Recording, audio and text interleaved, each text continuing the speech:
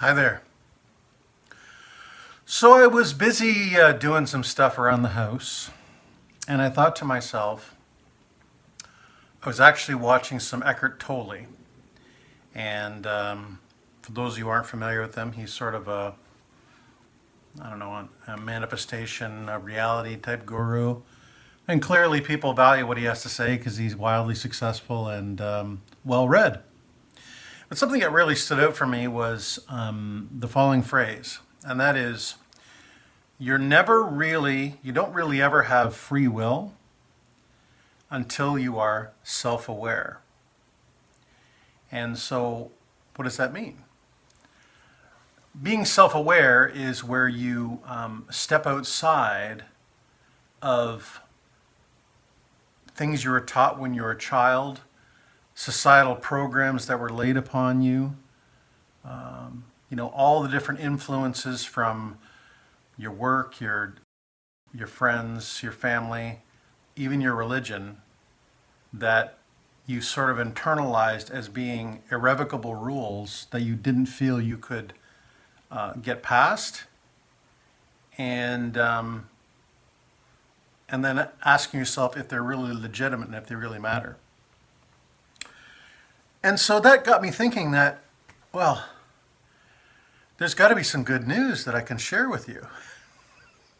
So here's what I mean by that. So a current statistic, if you go to Statista, I might put a link in the description below. If you go to Statista, nearly 70% of the current enrollees in college in America do not believe the moon landing happened. Now, whether you still believe the moon landing happened or not is immaterial. That's just something that, 70% of those people that are in, and the reason they use that statistic is those people are highly surveyed in regard to a number of, their beliefs, their lifestyle, all that kind of stuff. So it's a pretty credible audience to survey. And so so how did that happen? When I was a kid, I wanted to be an astronaut. Either a scuba diver or an astronaut, one of the two. For whatever reason, that was going to be it for me. But over a period of years, I can remember a documentary that came out on BBC, like when I was a kid.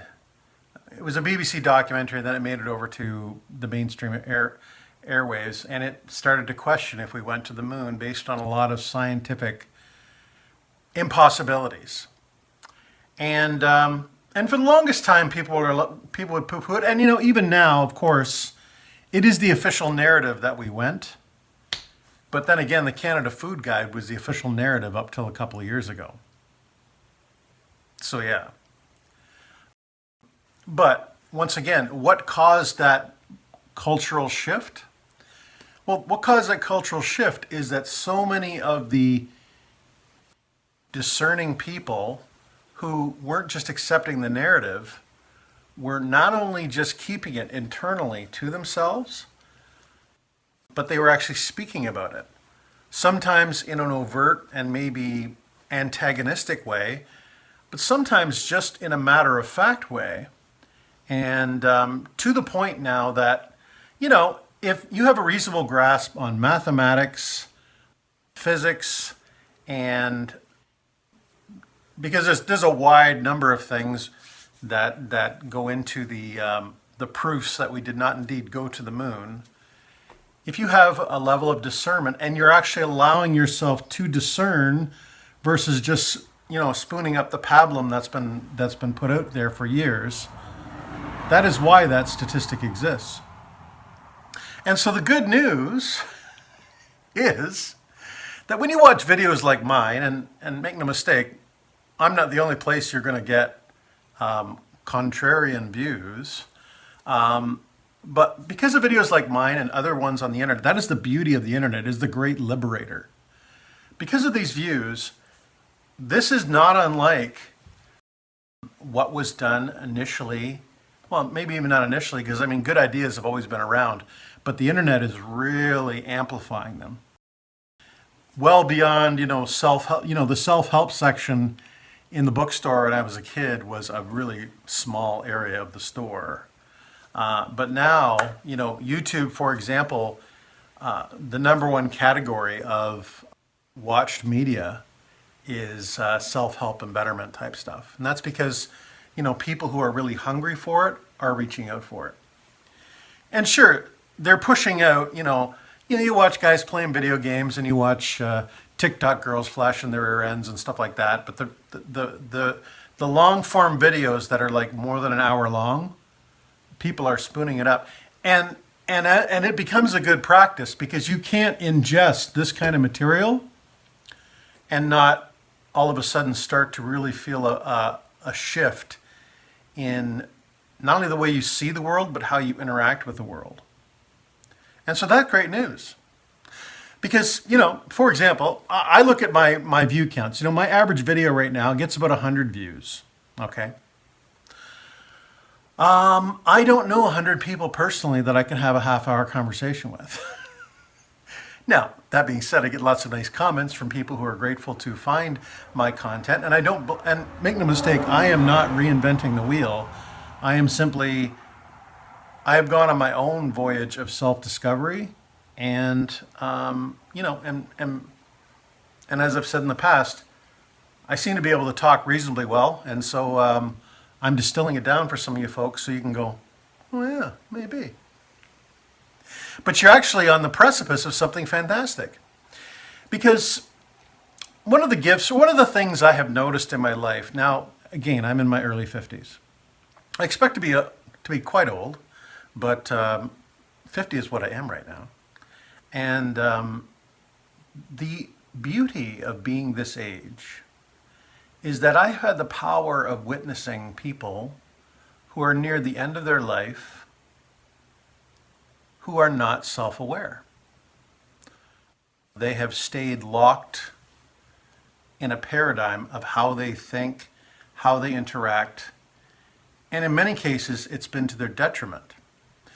Now, the other side of that is that I have known some people who were they weren't highly sophisticated people, but they were very pleasant, happy, and lovely to be around. And they also experienced the result of that, which actually they've drawn to this part of their life as being very happy and content people.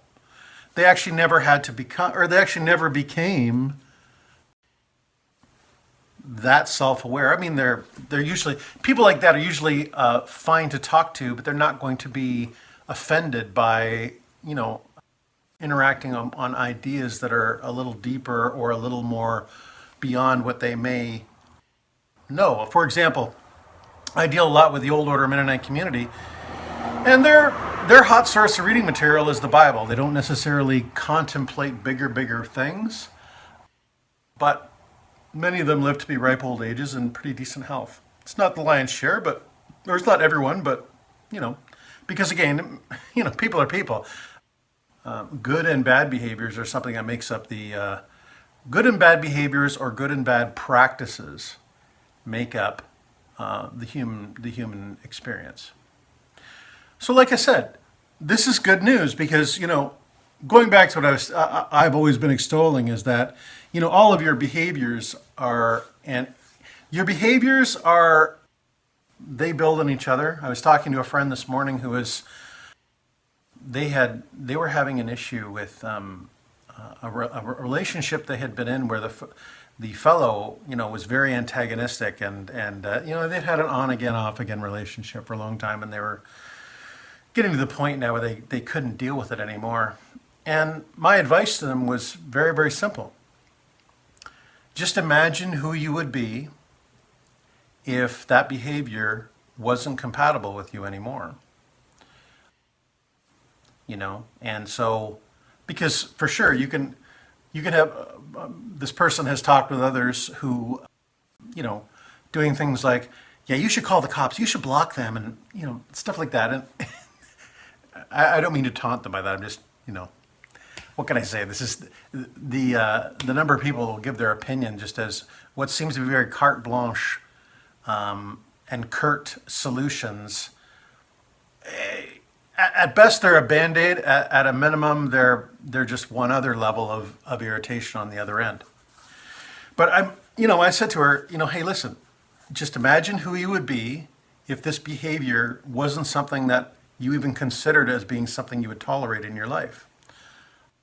And then when you imagine that person, then also say to yourself, okay, what would this person be doing on a daily basis? Would I be, what would I be eating? What would I be thinking?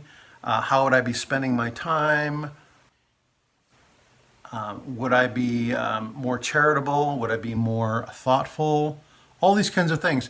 And these little behaviors would become connected. Much like, when I was a kid, so you first heard that, different aspects of the moon hoax, ranging from, how the flag shouldn't stand upright to how they couldn't see stars on the landing, to the fact that there wasn't enough electricity for them to even send a broadcast signal, or the hilarity of the Willys Jeep, which weighs several thousand pounds. The Willys Jeep they used as the Land Rover. So again, these are details you may or may not care about, but when you start adding all this stuff up, you go, oh, I guess it is bullshit. Yeah. So like I said, it's good news. Because, believe me, there's a part of me that I know that you could watch my videos and a person could come away going, oh, that Rob, he's just lecturing us all the time on how we should be. But the truth of the matter is that, within those 100 views, there is probably people that I have known in my life that I care deeply about who aren't in my life anymore, by either my choice or theirs. There are people that I don't know. There are people who, wonder what this bearded guy has to say, because, I'm not an unattractive man, so sometimes people want to, see what, that's one of the things on YouTube, is that you look for thumbnails of just interesting people. What do they have to say? So that's going to be the makeup in who's watching my videos. And I've had a lot of people who've reached out to me who are of similar mindset. And you see, a similar mindset to mine, where we want to get better, and how do we do it? We want to break our programming, because I can freely admit, in my life, there were times when I was completely programmed. When I first watched my first video essay or documentary on why we didn't go to the moon, I couldn't believe it. And I was like, no, that's impossible. Da, da, da, da. But because my discerning mind, my desire to figure it out, kept me pushing forward. Now, you, as a viewer, may not have a desire to tenaciously, go after this information to the nth degree. I mean, I have a little more, sometimes men are a little more fanatical about some of the things they choose to pursue. And I'm not saying women don't, but, statistically, men are a little more fanatical about pursuing any of these types of, they're trying to invent something, or they're trying to solve a problem, or things like that. My experience it has been more men. But whether you're a woman who is also looking, I'm going to tell you something. No matter who you are watching this video right now, you have chosen in your life to become really good at a lot of things, whether you realize it or not. So, for example, some of the women we're watching right now, maybe you're a highly attractive woman, or maybe you're someone who has decided to become really good with how you apply your makeup. That didn't happen overnight. You went to the makeup place, you talked to the makeup girls, you watched some YouTube videos, you tried different techniques, and now you are an absolute savant at doing your makeup on a professional level, or maybe even a higher professional level. And why did you do that? You did that because you said to yourself, well, if I get really good at my makeup, I will get more value. I will get more value either from the world in general, or like on a base level, or let's face it, it is my belief, whether women often say they do makeup for other women, but the research indicates it's to attract the highest value mate they can, or if you already have a mate, to continue to demonstrate your value to that mate. So that would be an example of all the women right now who are watching my video. You have chosen to become a specialist at doing your makeup. Well, same holds true. You can become a specialist at how you think. You can, using the makeup example again, I've known women in the past to be like, well, I used to use this product, but I found it got really cakey, and so I switched to this one, and everything's perfect. And excuse my feminine voice impersonation. And that was a refining of that specialty in regard to doing their makeup. So you can apply this as well. If you go to my other videos, you could be having that same old conversation, related to the cakey makeup. You'd be having that same old conversation going, wait a minute, this conversation isn't nearly as pleasant as it used to be. I need to have a better one. And you can either have a better one with that person or find someone new to have a better one with. Maybe it's baking or cooking. Let's face it, at one time, all of us had a hard time making toast that wasn't burned or boiling water right. But I'm not saying you're the greatest chef in the world, but if you have, let's face it, if you can make about 5 different meals that are pretty tasty, you're in the top at least 50% of the world of people who have access to decent food and a stove. So that's another area you have chosen to be good at. Fashion. Let's pretend, at one time you had no fashion sense. Maybe you were living under the shadow of what either a friend or a parent or something said how you should dress.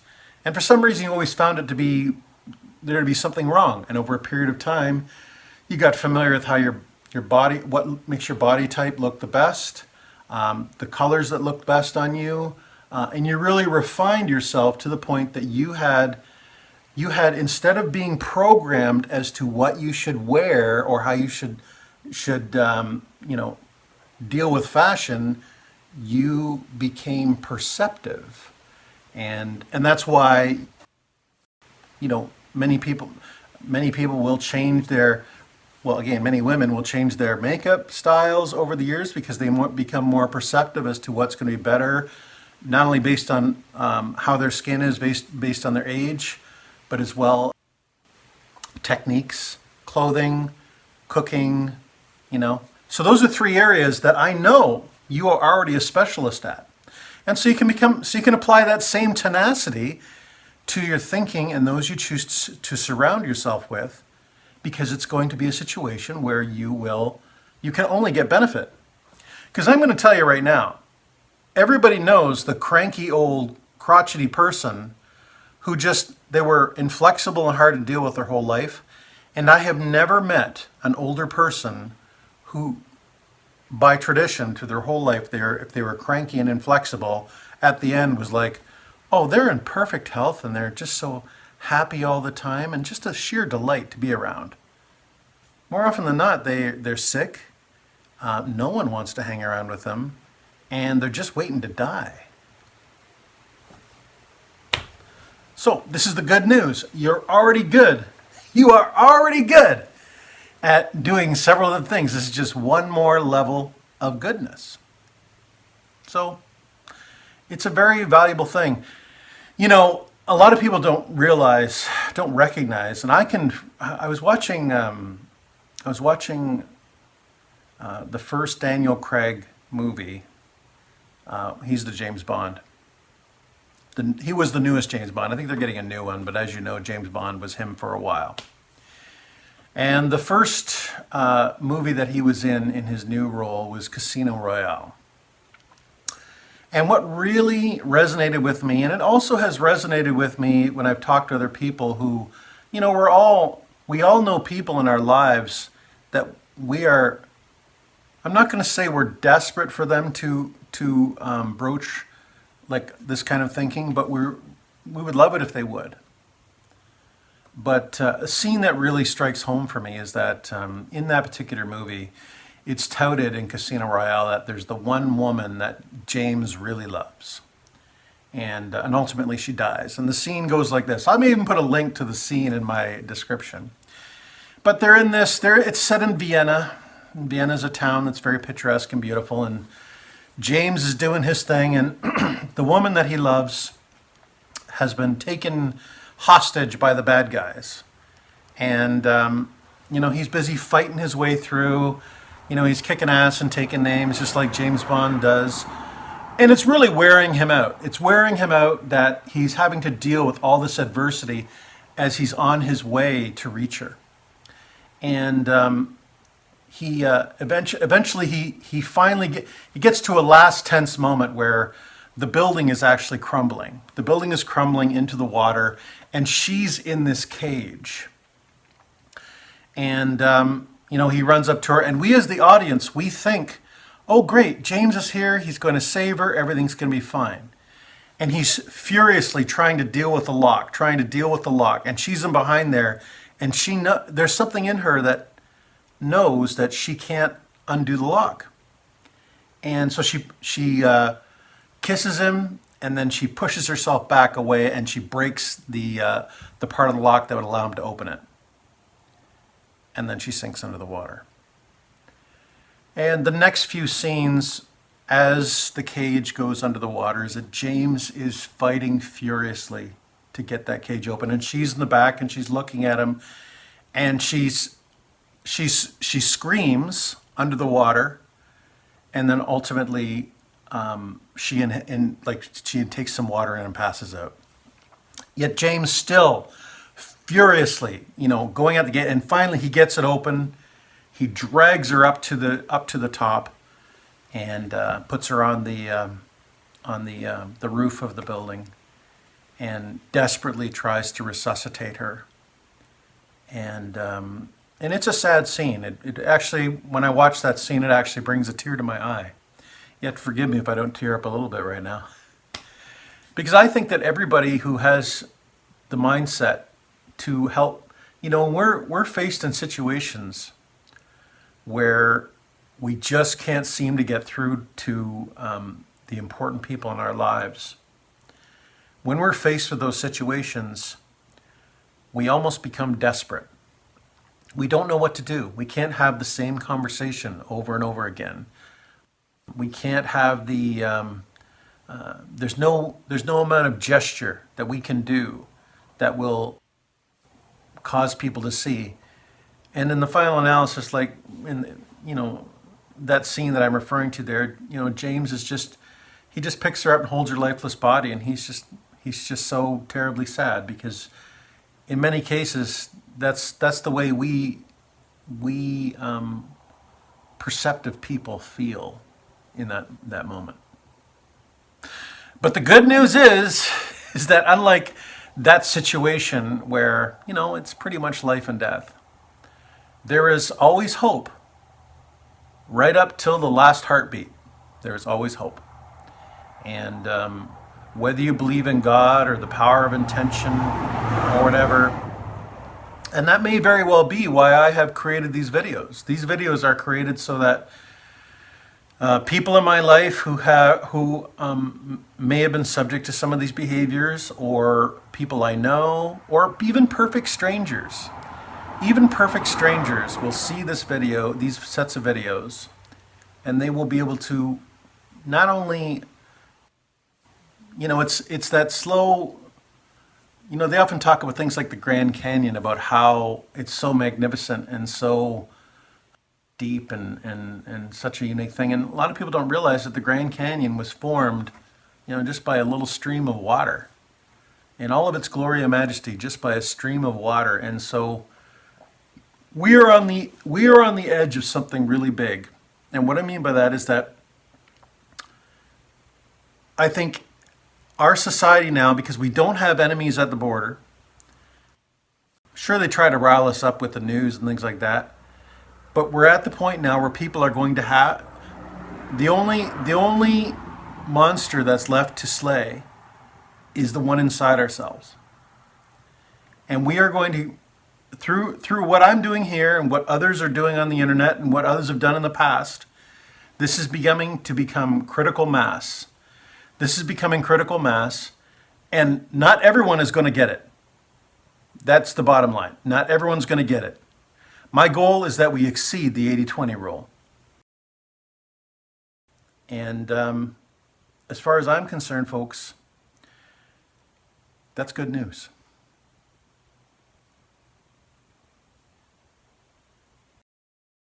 Hey guys, thanks for watching today. I really appreciate it.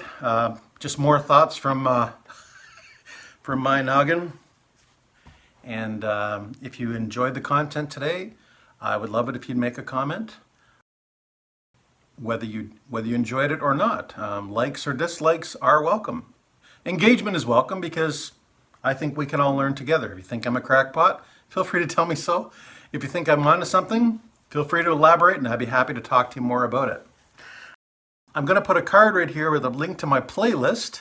If you like what I have to say, you may not be aware that I've made quite a number of videos, so I'm going to put a link to the playlist right here.